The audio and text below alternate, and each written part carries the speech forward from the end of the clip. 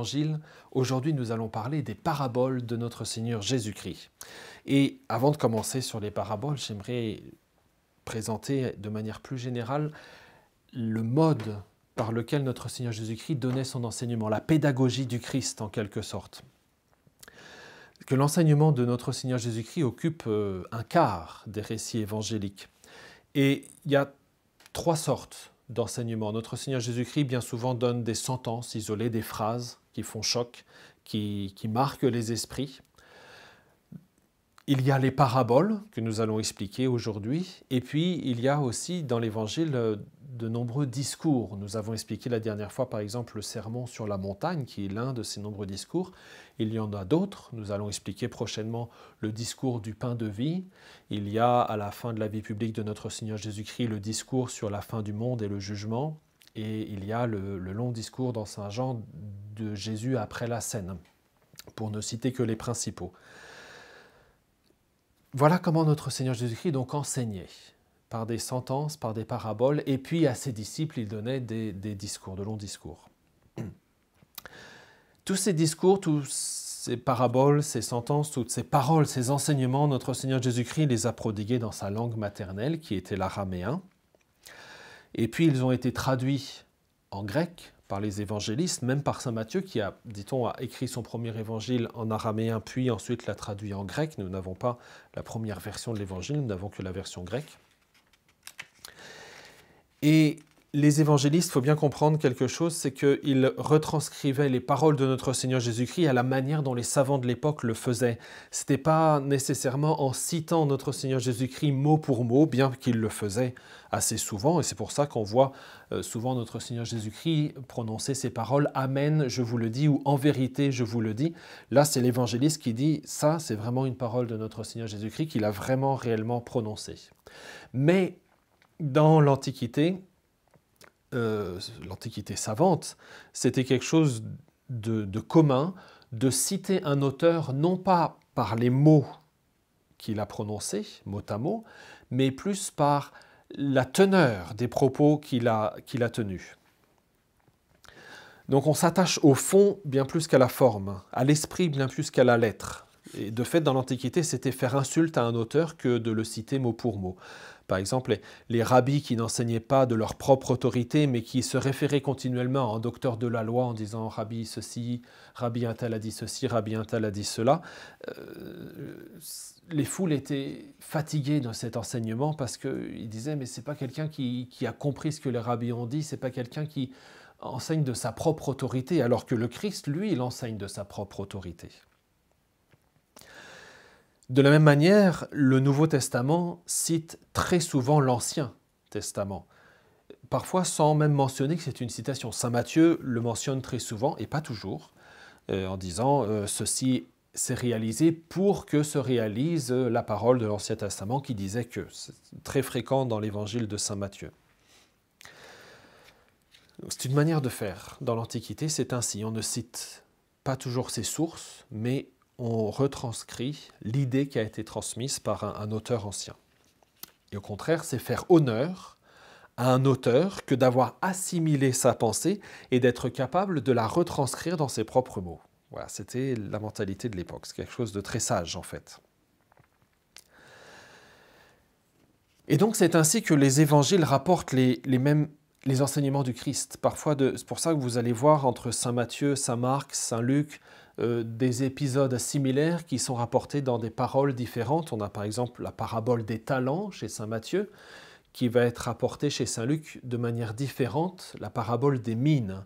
C'est quoi la différence entre le talent et la mine? Il n'y a pas de différence en fait. La mine, c'était simplement le vocabulaire grec à Athènes, alors que le talent, c'était le vocabulaire qui était utilisé dans toutes les villes hellénophones. Le talent, c'est un talon en fait, c'est une certaine quantité, c'était une cruche d'une certaine quantité bien définie, et donc c'était les talons de mesure pour les diverses quantités.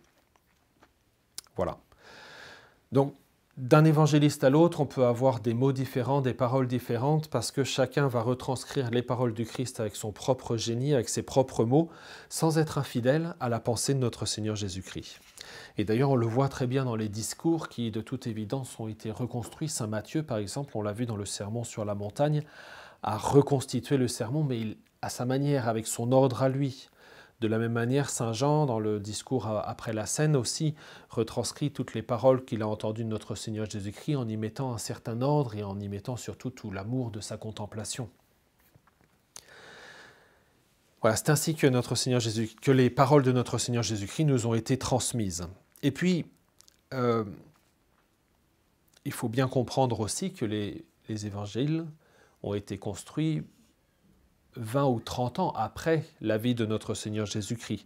Donc il y a eu pendant tout ce temps une tradition orale.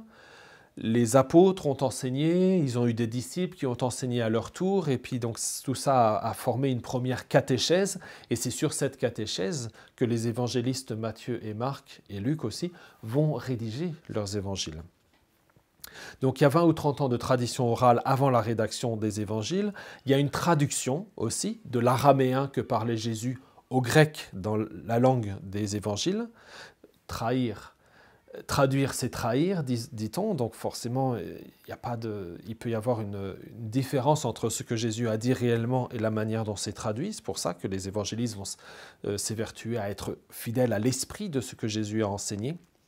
Et puis voilà, il y a cette retranscription de l'évangile avec son génie propre qui fait qu'il peut y avoir des éléments disparates d'un évangile à l'autre. Les sentences, les discours, les paraboles de notre Seigneur Jésus-Christ rendent hommage à son intelligence supérieure, à la puissance morale de sa personnalité et à sa sainteté surnaturelle. La sagesse et la sainteté de son enseignement, d'ailleurs, sont une preuve de sa divinité, de la divinité de l'institution de l'Église. Jésus est Dieu, il l'a montré par ses miracles, mais avant ces miracles, il faut bien dire qu'il a démontré sa divinité par la sagesse de son enseignement. Et d'ailleurs, les hommes ne s'y sont pas trompés parce que dans le langage commun, dans le langage de tous les jours, bien souvent, même des gens qui n'ont pas la foi, qui ne l'ont jamais eu, qui n'ont jamais lu ou connu l'Évangile, nous utilisons des sentences qui sont tirées de l'Évangile ou tout au moins de la Sainte Écriture. Je vous donne quelques exemples. Notre langage courant est truffé d'expressions tirées de l'enseignement du Christ. Semer la zizanie, par exemple, c'est la parabole de l'ivraie que nous allons mentionner tout à l'heure, chapitre 13 de Saint Matthieu. À chaque jour suffit sa peine. Nous l'avons entendu dans la dernière conférence, c'est le sermon sur la montagne. Jeter la pierre à quelqu'un, en référence à cet épisode avec la femme adultère, chapitre 8 de Saint Jean. La paille et la poutre. Les pleurs et les grincements de dents. Le bon samaritain, quand on dit que quelqu'un est un bon samaritain, chapitre 10 de Saint Luc. Rendre à César ce qui est à César, chapitre 22 de Saint Matthieu. Bâtir sur le roc ou bâtir sur le sable, chapitre 7 de Saint Matthieu. Juger un arbre à ses fruits. Ou bien alors cette sentence qui est toujours très mal utilisée, qui cherche trouve. On cherche la bagarre, on trouve la bagarre. Non, ce n'est pas du tout le sens original de l'Évangile. Bien au contraire, notre Seigneur Jésus-Christ nous dit de prier avec persévérance, car celui qui demande, on lui donnera, celui qui cherche, il trouvera. C'est le chapitre 7 de Saint Matthieu. Vous voyez, toutes ces expressions qui sont passées dans le langage populaire montrent l'influence de la sagesse de notre Seigneur Jésus-Christ. Pour parler des sentences isolées, avant d'en venir proprement aux paraboles, notre Seigneur Jésus-Christ, à la façon des écrivains de son peuple, présente souvent des phrases proverbiales sous la forme qui caractérise la poésie hébraïque, le parallélisme des membres qui consiste dans la répétition de la pensée principale au moyen d'expression qui tantôt la développe et la fortifie, ou bien au contraire lui oppose une antithèse. Quelques exemples de phrases, de sentences de notre Seigneur Jésus-Christ. Les derniers seront les premiers et les premiers seront derniers. On voit bien cette antithèse. Ce chiasme même entre les derniers et les premiers. Il n'est pas le Dieu des morts, mais le Dieu des vivants, dit Jésus au chapitre 22 de Saint Matthieu.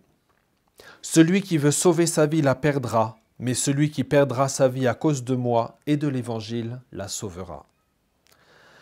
Ne donnez pas aux chiens ce qui est sacré, ne donnez pas vos perles aux pourceaux.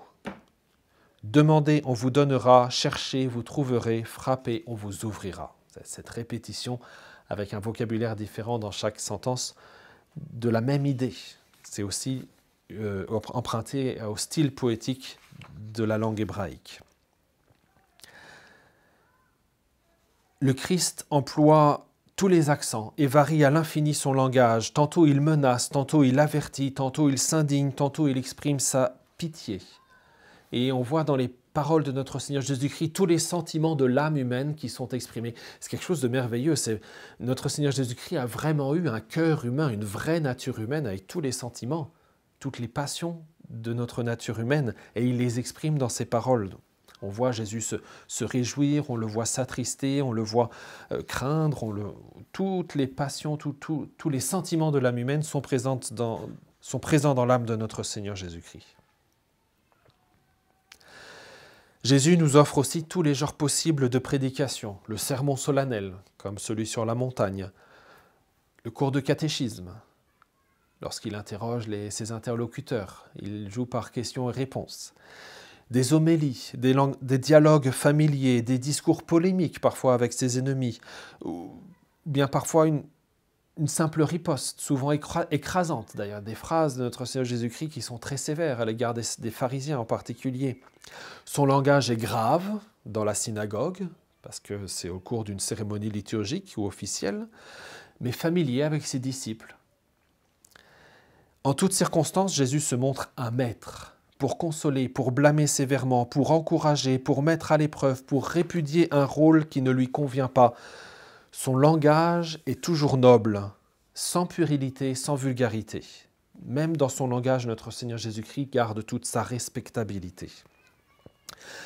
La méthode de notre Seigneur Jésus-Christ est toute intuitive. Ce n'est pas un discours raisonné comme Platon, Socrate, Aristote, les grands philosophes. Il ne commente pas, comme font les scribes, qui rapportent les explications de tel ou tel rabbi.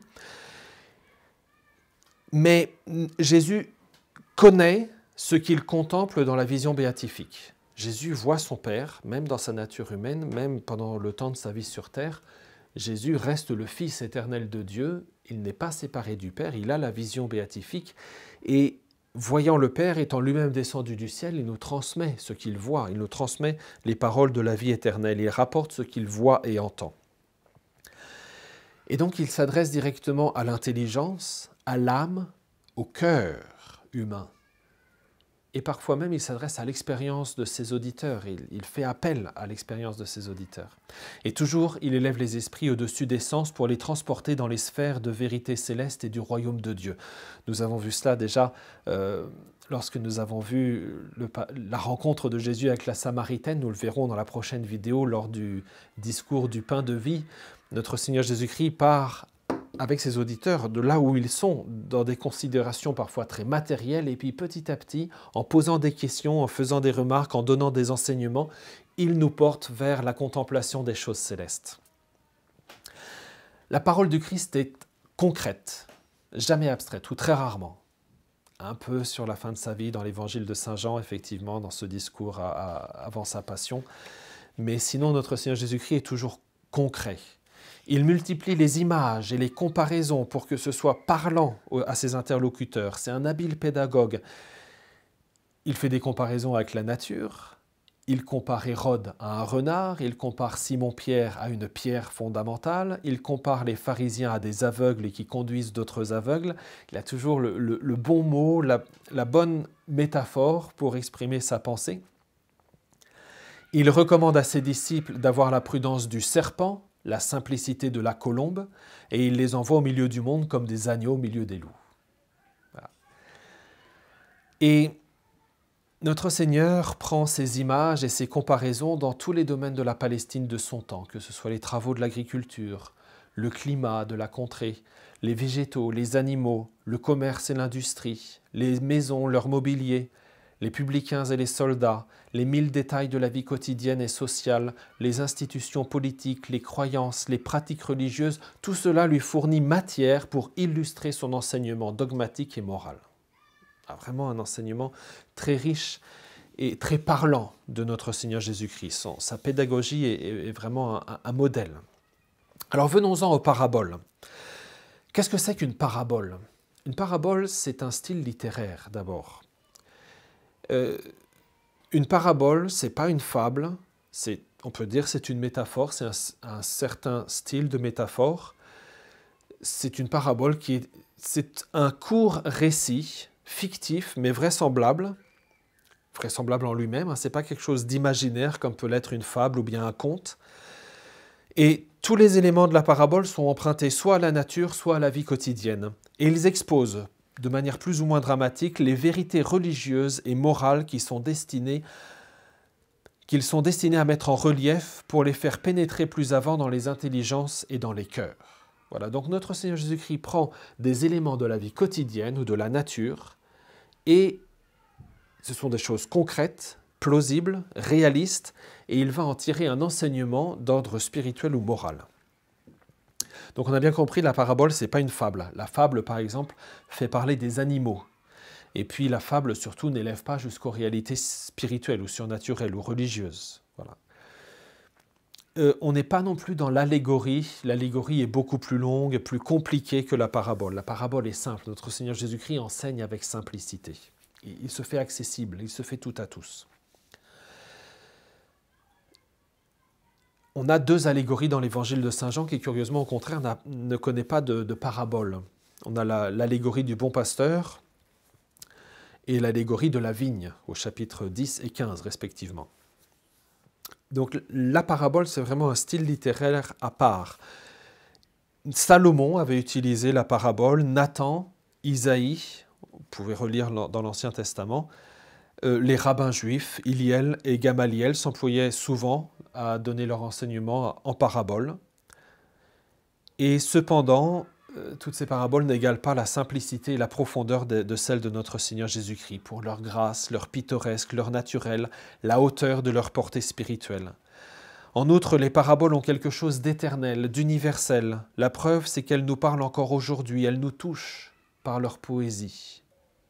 La puissance d'observation que nous avons admirée en Jésus s'y révèle mieux que partout ailleurs. Le Verbe incarné y décrit les relations étroites entre le monde extérieur et le monde spirituel. C'est sa pédagogie, c'est son mode habituel d'enseignement. Par de nombreuses paraboles semblables, Jésus leur annonçait la parole dans la mesure où ils étaient capables de l'entendre. Il ne disait rien sans parabole, mais expliquait tout à ses disciples en particulier. Alors, quelles sont les paraboles de l'Évangile? Il y en a beaucoup. Nous en avons déjà entendu quelques-unes dans le discours sur la montagne. Je ne vais pas toutes les citer aujourd'hui, je vais quand même passer en revue celles qui nous sont le plus connues. Et je vais les classer en trois ordres, trois catégories. Il y a les paraboles du royaume de Dieu, qui sont cataloguées principalement dans le chapitre 13 de Saint Matthieu, mais pas exclusivement. Ensuite, il y a les paraboles de la miséricorde, qui sont tirées surtout de l'évangile de Saint Luc, mais pas exclusivement non plus. Et puis enfin, il y a les paraboles que j'appellerais les paraboles du jugement, qui interviennent plutôt à la fin de la vie publique de notre Seigneur Jésus-Christ, et qui nous annoncent les réalités du jugement dernier en particulier. Alors venons-en aux paraboles du royaume. Donc nous sommes au chapitre 13 de Saint Matthieu, qui a regroupé toutes ces paraboles quasiment en un seul chapitre. Je vais simplement mentionner chacune de ces paraboles. Je vais m'attarder seulement à la première parce que notre Seigneur Jésus-Christ en donne l'explication. Donc ça nous donnera une idée de la manière d'enseigner, de la pédagogie de notre Seigneur Jésus-Christ. Et puis ensuite, je vais m'attarder seulement aux paraboles qui n'ont pas leur place dans le missel romain. Vous savez, vous assistez à la messe, je parle du missel romain traditionnel, le rite extraordinaire si vous préférez. Il y a des paraboles qui n'y figurent pas dans le rite du Novus Ordo, le rite ordinaire. Toutes les paraboles y figurent parce que dans la nouvelle messe, les lectures s'étalent sur 3 ans, alors que dans le missel traditionnel, toutes les lectures se font en une seule année. Donc forcément, il y a quelques paraboles qui ne figurent pas dans le missel romain, et donc ce seront celles que je citerai et que j'expliquerai brièvement aujourd'hui. Saint Matthieu, dans son chapitre 13, introduit ainsi la journée des paraboles. Ce jour-là, Jésus était sorti de la maison et il était assis au bord de la mer. Auprès de lui se rassemblèrent des foules si grandes qu'il monta dans une barque où il s'assit. Toute la foule se tenait sur le rivage, et il leur dit beaucoup de choses en paraboles. Alors, est-ce qu'on est avant ou après le discours sur la montagne? Dans l'ordre de Saint Matthieu, c'est après, mais vous savez, Saint Matthieu n'est pas toujours chronologique, donc bon, en tout cas, il y a toujours des foules qui suivent notre Seigneur Jésus-Christ, à tel point que rester sur le rivage de la mer pour notre Seigneur Jésus-Christ fait qu'il est trop près des premiers rangs de ses auditeurs, et donc il choisit d'aller dans une barque pour s'éloigner un peu et être entendu du plus grand nombre. On imagine très bien le lac, la montagne, et donc l'écho qui résonne à la parole de notre Seigneur. Et notre Seigneur Jésus-Christ commence sa première parabole, qui est la parabole du semeur. Voici que le semeur sortit pour semer. Comme il semait, des grains sont tombés au bord du chemin, et les oiseaux sont venus tout manger. D'autres sont tombés sur le sol pierreux, où il n'avait pas beaucoup de terre. Ils ont levé aussitôt parce que la terre était peu profonde. Le soleil s'étant levé, ils ont brûlé, et faute de racines, ils ont séché. D'autres sont tombés dans les ronces. Les ronces ont poussé et les ont étouffés. D'autres sont tombés dans la bonne terre et ils ont donné du fruit à raison de 100, de 60 ou de 30 pour un. Celui qui a des oreilles, qu'il entende. Et voilà, notre Seigneur Jésus-Christ s'arrête là. Débrouillez-vous avec ça, j'ai envie de dire. Et les apôtres ont entendu, ils ont trouvé que c'était, oui, une belle parabole, mais qu'est-ce que ça veut dire? Et notre Seigneur Jésus-Christ laisse ses auditeurs en suspens comme ça, sans leur donner d'explication. Alors les disciples s'approchent de Jésus et lui dirent « Pourquoi parles-tu en parabole ?» Il leur répondit « À vous, il est donné de connaître les mystères du royaume des cieux, mais ce n'est pas donné à cela. À celui qui a, on donnera, et il sera dans l'abondance. À celui qui n'a pas, on enlèvera même ce qu'il a. » Si je leur parle en parabole, c'est parce qu'ils regardent sans regarder et qu'ils écoutent sans écouter ni comprendre. Mais vous, heureux vos yeux puisqu'ils voient et vos oreilles puisqu'elles entendent. Amen, je vous le dis, beaucoup de prophètes et de justes ont désiré voir ce que vous voyez et ne l'ont pas vu, entendre ce que vous entendez et ne l'ont pas entendu. Notre Seigneur Jésus-Christ ne donne pas encore l'explication de la parabole, mais il explique pourquoi il parle en parabole. La raison en est qu'il exige de ses auditeurs la foi, la confiance, la docilité. Celui qui est docile, qui a confiance en notre Seigneur Jésus-Christ, va être disposé à entendre le message, à entendre le sens de ces paraboles que notre Seigneur Jésus-Christ prononce. Mais pour celui qui n'a pas la foi, celui qui lit la Bible sans avoir la foi, finalement, il lui manque la lumière pour éclairer le livre et comprendre ce que le livre veut dire. Voilà pourquoi notre Seigneur Jésus-Christ parle ce langage imagé qui permet de cacher les vérités à celui qui ne vient pas l'écouter avec docilité. Mais pour ses disciples, Jésus continue et il va donner l'explication de la parabole du semeur. Vous donc, écoutez ce que veut dire la parabole du semeur. Quand quelqu'un entend la parole du royaume sans la comprendre, le mauvais survient et s'empare de ce qui est semé dans son cœur. Celui-là, c'est le terrain ensemencé au bord du chemin. Celui qui a reçu la semence sur un sol pierreux, c'est celui qui entend la parole et la reçoit avec joie, mais il n'a pas de racine en lui, il est l'homme d'un moment. Quand vient la détresse et la persécution à cause de la parole, il trébuche aussitôt. Celui qui a reçu la semence dans les ronces, c'est celui qui entend la parole, mais le souci du monde et la séduction de la richesse étouffent la parole qui ne donne pas de fruits. Celui qui a reçu la semence dans la bonne terre, c'est celui qui entend la parole et la comprend. Il porte du fruit à raison de 100 ou 60 ou 30 pour un. Voilà. Cet évangile nous est donné dans le missel romain à la sexagésime, juste 10 jours avant le début du carême. Et c'est une très bonne méthode pour faire examen de conscience et se demander où est-ce que j'en suis, où je me place, quel type de terre suis-je pour recevoir la graine de la parole de Dieu et pour recevoir la graine du semeur. Et donc à chacun de s'examiner en lisant cette page d'Évangile pour savoir où je me place pour recevoir la parole de Dieu. Est-ce que j'ai assez de docilité et de foi pour recevoir l'enseignement du bon Dieu? Après cette parabole du semeur, notre Seigneur Jésus-Christ nous raconte la parabole de l'ivraie qu'il va aussi expliquer. Le bon grain est l'ivraie, l'ivraie ou la zizanie, zizania en latin, d'où le terme de zizanie. Donc je ne fais que la mentionner, je ne la lis pas parce que vous la trouverez dans votre missel. Une troisième parabole s'insère ici qui n'est pas racontée par saint Matthieu, mais par saint Marc au chapitre 4. Et je vous la lis parce qu'elle n'est pas dans le missel. Il en est du règne de Dieu comme d'un homme qui jette en terre la semence. Nuit et jour, qu'il dorme ou qu'il se lève, la semence germe et grandit. Il ne sait comment. D'elle-même, la terre produit d'abord l'herbe, puis l'épi, enfin du blé plein l'épi. Et dès que le blé est mûr, il y met la faucille, puisque le temps de la moisson est arrivé. Alors ça, mes bien chers frères, cette parabole est assez peu connue, puisqu'elle n'est pas dans le missel, mais elle est magnifique, hein, et elle est pleine de confiance. Elle nous laisse entendre que dans notre âme, pour faire grandir la parole de Dieu, c'est Dieu surtout qui travaille, de la même manière que le semeur a planté dans la terre, et puis il attend que l'épi pousse et se développe avant de le cueillir. Il intervient au début pour le semer et à la fin pour la moisson, mais entre les deux, c'est le bon Dieu qui fait le reste du travail.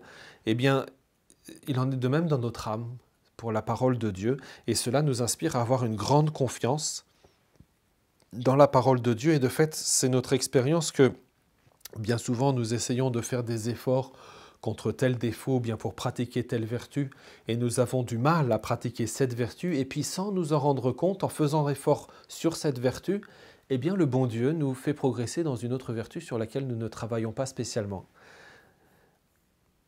C'est les mystères du bon Dieu qui nous donne sa grâce, comme il le veut, comme il l'entend, qui nous sanctifie, qui nous fait grandir, comme il fait grandir les plantes dans les champs. Les 5 dernières paraboles de cette journée des paraboles dans saint Matthieu, je reviens donc au chapitre 13 de saint Matthieu. Il y a la parabole du grain de moutarde, qui est la plus petite graine, mais qui devient le plus grand arbuste dans le jardin, la plus grosse plante dans le jardin, qui est aussi... Donc on est toujours dans les paraboles du royaume. Hein, le royaume. À quoi comparerais-je le royaume de Dieu? Il est semblable à un grain de moutarde, la plus petite graine qui fait la plus grosse plante. La parabole du levain dans la pâte, qui est caché dans la pâte, que la femme pétrit jusqu'à ce que cette pâte grandisse et devienne du pain avec le levain. La parabole du trésor caché, ou la parabole de la perle, c'est 2 paraboles qui expriment la même vérité, que le royaume de Dieu est un trésor ou une perle, quelque chose de très précieux, et qu'on est prêt à tout perdre pour pouvoir acquérir ce trésor. Et puis enfin la parabole du filet, qui est étonnante parce que notre Seigneur Jésus-Christ compare le royaume de Dieu aux pêcheurs qui le matin reviennent avec leur filet chargé de poissons et séparent le bon poisson du mauvais. Il en sera ainsi à la fin du monde où les anges sépareront les bons avec les mauvais. Voilà les 8 paraboles du royaume de Dieu au chapitre 13 de saint Matthieu et le chapitre 4 de saint Marc que nous avons mentionné. Chacune de ces paraboles se rapporte au royaume messianique. Elles nous présentent l'Église du Christ à chaque fois sous un aspect nouveau. Elles nous font assister à la croissance, au développement du royaume de Dieu sur la terre, depuis sa fondation par notre Seigneur Jésus-Christ jusqu'à la glorieuse transfiguration dans le ciel. Elles ne prophétisent pas sur des périodes déterminées de l'histoire ecclésiastique, mais sur l'avenir général de l'Église. Ça, attention, c'est un danger, une tentation qu'on peut avoir d'essayer d'interpréter la Sainte Écriture de manière linéaire, que ce soit ces paraboles du royaume de Dieu ou bien l'Apocalypse ou les prophéties, par exemple, en disant telle prophétie ou tel passage de l'Apocalypse correspond à telle période de l'histoire de l'Église. Non, c'est pas du tout comme ça que notre Seigneur Jésus-Christ nous a révélé ces prophéties ou ces paraboles. C'est plus le combat que l'Église aura à mener tout au long des siècles, qui prendra des formes bien différentes selon les époques, mais de manière générale, il y aura toujours ce combat qui est exprimé de manière parabolique entre le bien et le mal. Les 8 paraboles de notre Seigneur Jésus-Christ s'enchaînent avec logique et avec grâce. Par exemple, la parabole du semeur expose les motifs du succès, surtout de l'insuccès en fait, de la prédication évangélique. Celle de l'ivraie décrit les obstacles qui attendent le royaume des cieux lorsqu'il a été constitué en quelque endroit, qu'il travaille à son développement. L'auteur de cette opposition est désigné, c'est le diable, l'ennemi, est venu la nuit pour semer l'ivraie dans le champ. Mais la parabole promet le triomphe de l'évangile à la fin. La parabole du grain que l'agriculteur, après avoir semé, a dû abandonner à ses propres forces, représente le divin royaume qui germe d'abord lentement, en dehors de toute action humaine, mais qui a ensuite ses évolutions successives et ses magnifiques progrès. Que ce soit au point de vue de l'histoire de l'Église, avec toutes les persécutions, les épreuves que l'Église a traversées au cours de son histoire, elle en est toujours sortie plus belle et plus glorieuse à chaque fois, ou bien alors que ce soit aussi au point de vue personnel, dans la grâce que le bon Dieu nous donne, eh bien, des fois, on arrive à faire des progrès presque facilement parce que le bon Dieu a choisi de nous donner sa grâce de cette manière-là. Et puis d'autres fois, ça devient pénible, c'est difficile, on fait des efforts et on ne trouve pas de progrès parce qu'il plaît au bon Dieu de nous voir faire ces efforts gratuitement, par amour pour lui. Les paraboles du grain de moutarde et du levain expriment la croissance du royaume messianique sur la terre, son énergie et sa force intrinsèque. Les paraboles du trésor et de la perle déclarent quels sont les devoirs des hommes à l'égard du royaume fondé par le Christ, tout abandonné pour en faire partie aussitôt qu'ils l'ont découvert. Et enfin, la parabole du filet fait voir comment le bien et le mal, après avoir longtemps coexisté dans l'Église de Jésus, sont finalement séparés éternellement par Dieu à la fin des temps, et comment chacun sera traité selon ses mérites. Voilà, ce sont les 8 paraboles du royaume. Maintenant, je vais mentionner avec vous les 14 paraboles de la miséricorde, qui sont tirées principalement de l'évangile de Saint Luc. Alors, ce sont dans plusieurs chapitres, entre le chapitre 10 et le chapitre 18 de Saint Luc, principalement. Mais voilà, vous pouvez aussi en retrouver la plupart dans votre missel, sauf 2 que je vais vous citer. La plus connue, bien sûr, la plus célèbre, c'est la parabole du bon samaritain. Cet homme qui est tombé entre les mains des brigands, entre Jérusalem et Jéricho, et il est dépouillé de ses biens, il est battu presque à mort, et des gens passent à côté de lui, un prêtre de l'Ancien Testament, un lévite qui l'ignore, et puis un bon samaritain, justement, qui n'était vraiment pas les amis des Juifs, s'arrête, prend soin de lui, le met sur sa monture, lui verse sur ses plaies de l'huile et du vinaigre, et l'emmène à l'hôtellerie, en disant à l'hôtelier, prends soin de lui, et tout ce que tu auras déposé pour lui, je te le rendrai à mon retour. Le bon samaritain est précisément celui qui a pris soin de l'homme tombé entre les mains des brigands. Ça désigne notre Seigneur Jésus-Christ. Le titre de la parabole désigne le Christ ou son Père, qui est le sujet de la parabole. La deuxième parabole est celle du serviteur sans pitié qui avait contracté une dette immense envers son maître, lequel maître plein de bonté lui remet sa dette. Et ce même serviteur qui a bénéficié de cette indulgence est implacable à l'égard de son prochain qui avait contracté une toute petite dette envers lui. Et lorsque le maître apprend cela, eh bien, il punit ce serviteur sans pitié en le faisant payer jusqu'au dernier penny. Eh bien voilà, c'est ainsi que notre Seigneur Jésus-Christ aussi nous apprend la miséricorde. Puisque nous sommes pécheurs, nous avons offensé Dieu et le bon Dieu nous a tellement pardonné, eh bien nous aussi nous devons savoir pardonner les petites choses, les petits maux que les autres nous ont causés. La parabole de l'ami importun qui vient réveiller son ami au milieu de la nuit en lui disant « Je n'ai plus rien à manger, s'il te plaît, aide-moi » et il tambourine à la porte, il insiste. Eh bien, cet ami qui est réveillé au milieu de la nuit va au moins lui donner un morceau de pain pour avoir la paix et continuer à dormir. Et notre Seigneur Jésus-Christ conclut la parabole en disant « Ben voilà, Si vous faites ça entre vous, même si vous vous détestez, combien plus mon Père qui vous aime aura pitié de vous si vous continuez à prier avec persévérance. La quatrième parabole qui ne figure pas au missel est celle du riche insensé. Elle nous est rapportée par saint Luc au chapitre 12. Écoutons-la. Il y avait un homme riche dont le domaine avait bien rapporté. Il se demandait « Que vais-je faire, car je n'ai pas la place pour mettre ma récolte ?» Puis il se dit « Voici ce que je vais faire. Je vais démolir mes greniers, j'en construirai de plus grands et j'y mettrai tout mon blé et tous mes biens. Et alors je dirai à mon âme, voilà qu'avec de nombreux biens à ta disposition pour de nombreuses années, tu peux vivre. Repose-toi, mange, bois, jouis de l'existence. » Mais Dieu lui dit, « Tu es fou. Cette nuit même, on va te redemander ta vie. Et ce que tu auras accumulé, qui l'aura ? Voilà ce qui arrive à celui qui amasse pour lui-même au lieu d'être riche en vue de Dieu. » À cette parabole qui vient s'insérer au milieu des paraboles de la miséricorde est plus un avertissement de l'usage des richesses d'abord, et puis surtout du vrai investissement qui est celui en vue du royaume de Dieu, être riche en vue de Dieu. La cinquième parabole est celle du figuier stérile qu'un homme avait planté, que le maître du domaine dit « mais cet arbre ne porte pas de fruits, il faut l'émonder, il faut l'abattre, il ne sert à rien ». Et le jardinier se tourne vers le maître en disant « aie pitié, donne-moi encore un an, et puis si l'année prochaine il donne toujours rien, alors je l'enlèverai, mais donne-lui encore une chance ».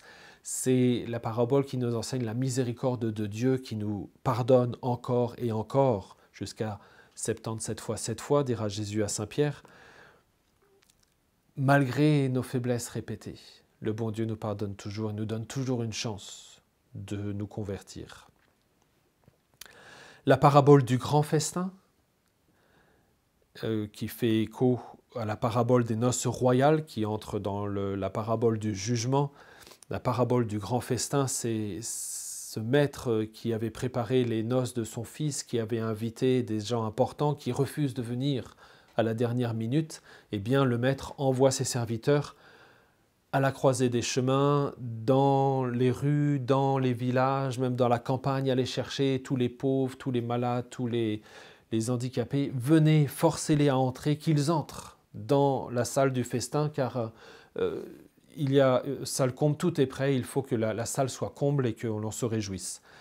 Le même grand festin sera interprété d'une autre manière dans Saint Matthieu, et là, ce sera un avertissement. C'est pour ça qu'on classe la parabole des noces royales de Saint Matthieu, chapitre 22, parmi les paraboles du jugement, parce que Saint Matthieu ajoute une petite incise en disant « Le maître est venu visiter les invités du festin et il a vu que l'un d'eux ne portait pas la robe nuptiale. Alors il l'a fait jeter dehors, là où il y a les pleurs et les grincements de dents. » C'est un avertissement sur le jugement. Nous reviendrons tout à l'heure sur cette parabole. Le grand festin. La brebis perdue et la drachme perdue. Deux courtes paraboles qui sont magnifiques, qui nous montrent aussi la miséricorde de Dieu.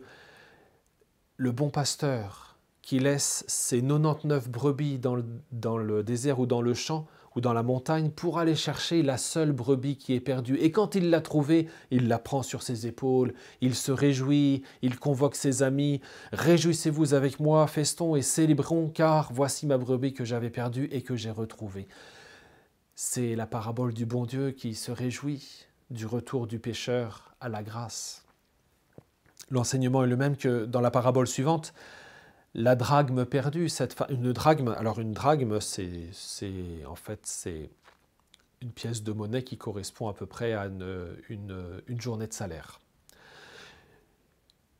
Une dame qui avait perdu sa drachme et qui remue toute sa maison jusqu'à retourner tous les meubles, tous les tapis pour essayer de retrouver cette drachme perdue. Et quand elle l'a trouvée, elle appelle ses amis, ses voisines. « Venez, réjouissez-vous avec moi, car j'avais perdu ma drachme et je l'ai retrouvée. » C'est la même leçon, la joie de Dieu qui se réjouit d'un pécheur repentant. Et la troisième parabole qui lui fait suite immédiatement, c'est la parabole des deux fils, le fils prodigue et le fils fidèle.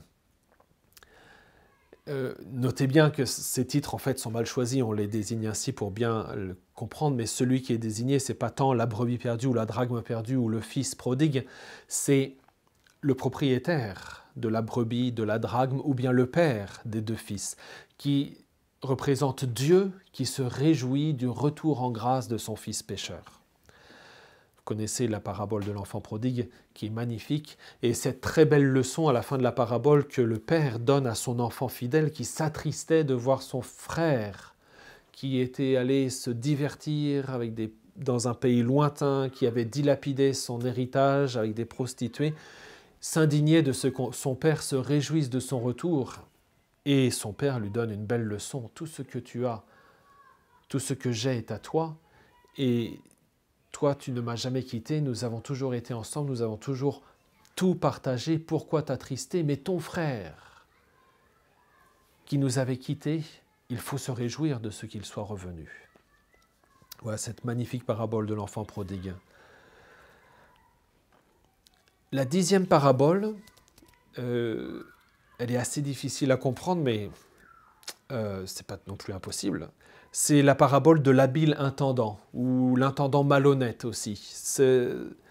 Il s'agit d'un riche propriétaire qui ne pouvait pas, bien sûr, administrer tous ses biens par lui-même, qui avait besoin de se faire aider par un économe, par un intendant, qui administrait ses biens, et puis il découvre que l'un de ses intendants a été malhonnête.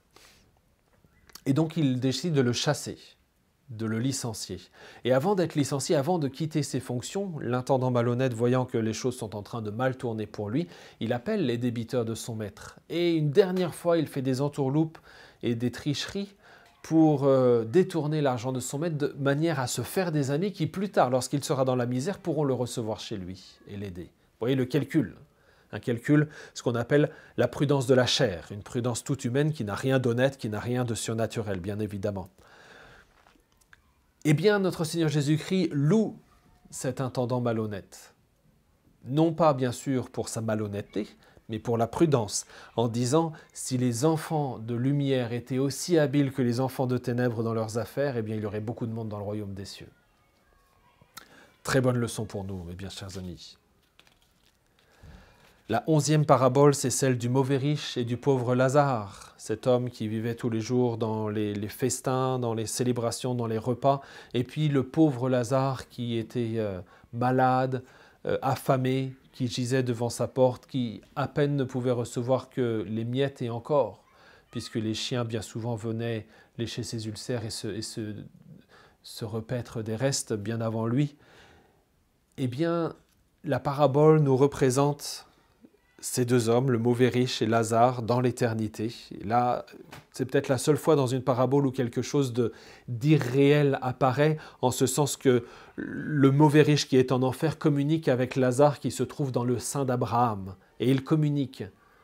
Abraham demande à cet homme, Lazare, de venir tremper le bout de son doigt, peut donner seulement une seule goutte d'eau pour me soulager, ce qui souligne l'atrocité des souffrances de l'enfer. Et d'aller prévenir mes frères qui sont encore dans ce monde pour qu'ils ne tombent pas dans les mêmes péchés, dans les mêmes travers et qu'ils se sauvent. Et Abraham de dire, et là on revient à la réalité, qu'il y a un abîme infranchissable entre l'enfer et le ciel et que sa demande ne peut pas être exaucée. La 12e parabole est celle du juge inique. Et la leçon est la même que celle qu'on a entendue, la parabole de l'ami importun. Toujours prier sans jamais se lasser. Écoutons cette parabole qui, elle aussi, ne figure pas au missel romain. Jésus disait à ses disciples une parabole sur la nécessité pour eux de toujours prier sans se décourager. Il y avait dans une ville un juge qui ne craignait pas Dieu et ne respectait pas les hommes. Dans cette même ville, il y avait une veuve qui venait lui demander « Rends-moi justice contre mon adversaire ». Longtemps il refusa, puis il se dit « Même si je ne crains pas Dieu et ne respecte personne, comme cette veuve commence à m'ennuyer, je vais lui rendre justice pour qu'elle ne vienne plus sans cesse m'assommer. » Le Seigneur ajouta « Écoutez bien ce que dit ce juge dépourvu de justice.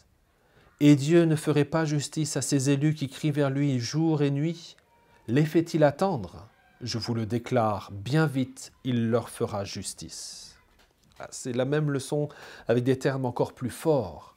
Lorsque le juge se plaint de cette vieille qui vient m'assommer, et notre Seigneur Jésus-Christ, regardez ce juge dépourvu de justice. Il y a certainement un jeu de mots dans le texte original. Et Dieu ne ferait pas justice à ses élus, à ceux qu'il aime, à ceux qu'il a choisi d'aimer. Alors prions sans cesse, sans nous lasser.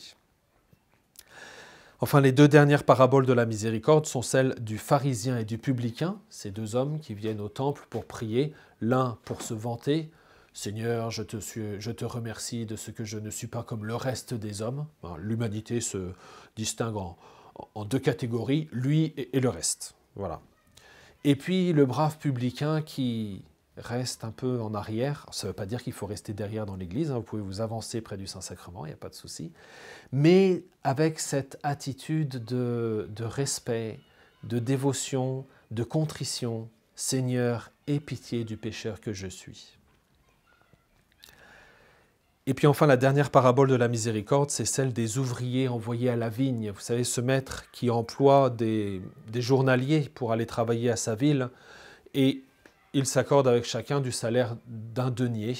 La drachme, le denier, c'est le salaire d'une journée, et il les envoie travailler.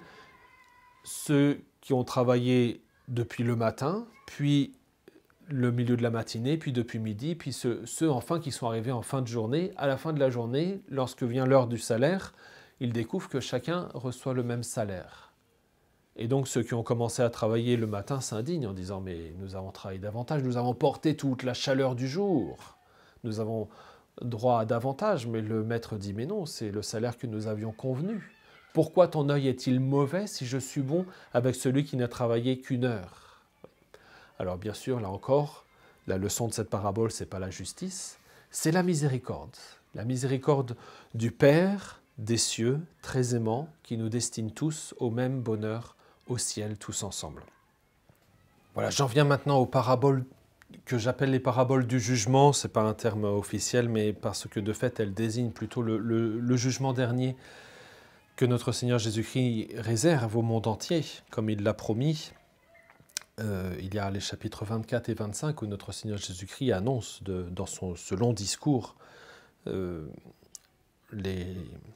jugement qu'il donnera à la fin du monde, son retour dans la gloire et la manière dont il séparera les bons d'avec les mauvais. C'est au chapitre 21 de saint Matthieu. La première parabole, c'est celle des deux fils, que je vous lis parce que celle-là aussi ne figure pas au missel. Quel est votre avis ? Un homme avait deux fils. Il vint trouver le premier et lui dit « Mon enfant, va travailler aujourd'hui à la vigne. » Celui-ci répondit « Je ne veux pas. » Mais ensuite, s'étant repenti, il y alla.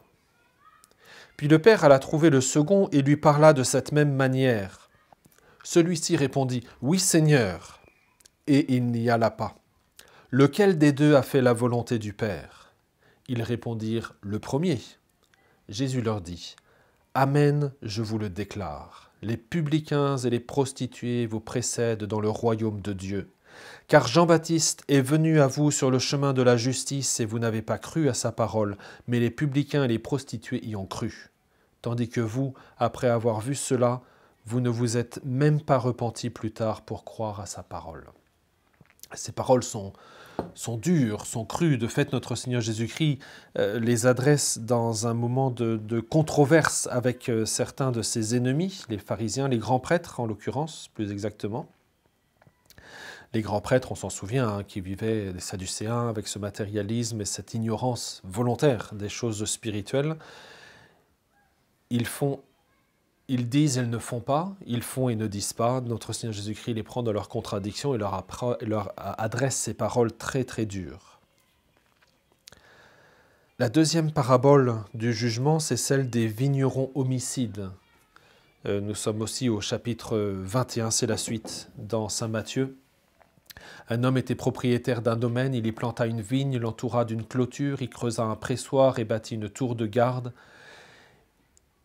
Et puis, il envoie des serviteurs pour prendre soin de la vigne. Et à la fin, les vignerons, parce qu'il envoie jusqu'à son propre fils, et les vignerons tuent son propre fils. Et là, notre Seigneur Jésus-Christ prend ses adversaires en défaut. voilà, il leur donne cette parabole, il leur demande que vous ensemble, que doit faire le maître de ce domaine contre ces vignerons homicides, et ils répondent bien évidemment, c'est misérable, il les fera périr misérablement. Et notre Seigneur Jésus-Christ leur donne la leçon. Eh bien oui, eh bien c'est de vous que je parle. Et il prédit ainsi sa mort, qui est très prochaine en fait, puisqu'elle va arriver dans les jours à venir. Ainsi, je vous le dis, le royaume de Dieu vous sera enlevé pour être donné à une nation qui lui fera produire des fruits.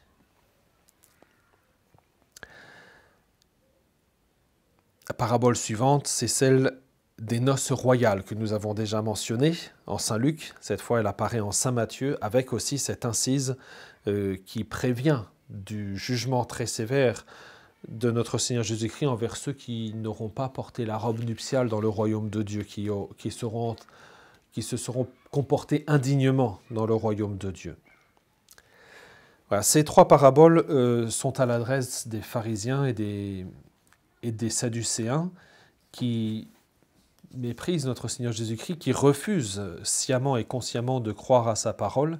Eh bien, notre Seigneur Jésus-Christ leur adresse des menaces en disant « Attention, vous croyez que vous serez sauvés parce que vous vous dites fils d'Abraham, eh bien le royaume vous sera enlevé, il sera donné aux nations, aux païens, aux gentils. »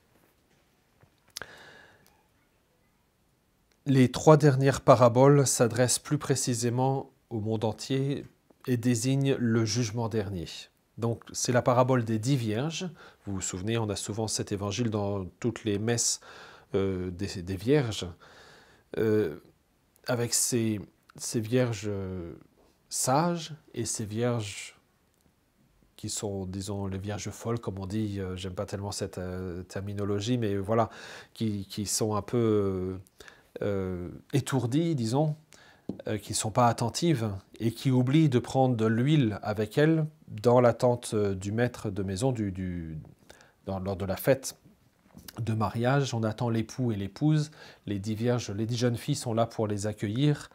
Et puis 5 d'entre elles ont tout prévu, d'avoir leur lampe avec de l'huile en réserve, et puis 5 autres n'ont pas tout prévu, et donc à cause de leur imprévoyance, de leur impréparation, ne sont pas prêtes au moment où l'époux arrive. Eh bien, les vierges sages rentrent avec l'époux et l'épouse dans la maison pour célébrer les noces, mais les autres restent dehors.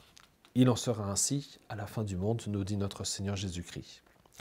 Et puis la dernière parabole, comme on l'a déjà dit, la parabole des talents ou des mines, selon qu'on la prend chez saint Matthieu ou chez saint Luc, c'est la même parabole, nous enseigne aussi sur le jugement. Nous avons reçu des talents ou des mines, c'est-à-dire des talents, le mot certain nombre de talents, le mot est passé en français pour désigner des qualités personnelles que le bon Dieu nous a données, que nous devons développer pour son service. À certains, il a été donné 10, à d'autres 5, à l'autre un seul. Qu'est-ce que nous en faisons? Celui qui a reçu 10 ou 5 les fait fructifier. Celui qui n'a reçu qu'un seul va le planquer, le cacher dans la terre et ne le fait pas fructifier. Eh bien, à son retour, le maître reproche à celui qui n'a pas fait fructifier ce talent sa pusillanimité, sa petitesse, son étroitesse d'esprit. Tu aurais dû aller à la banque et faire fructifier cette mine, tu ne l'as pas fait. Eh bien, on te la prend et elle sera donnée à celui qui en a 10. Voilà ces enseignements sur le jugement dernier qui nous laissent aussi à réfléchir. Voilà mes chers amis, comme la dernière fois, je vous laisse choisir les paraboles que vous voulez, les lire dans votre missel, dans votre livre de la Bible. Méditez-les, recevez ces belles paroles, elles sont riches d'enseignements et nous nous retrouverons très bientôt pour d'autres enseignements. À bientôt.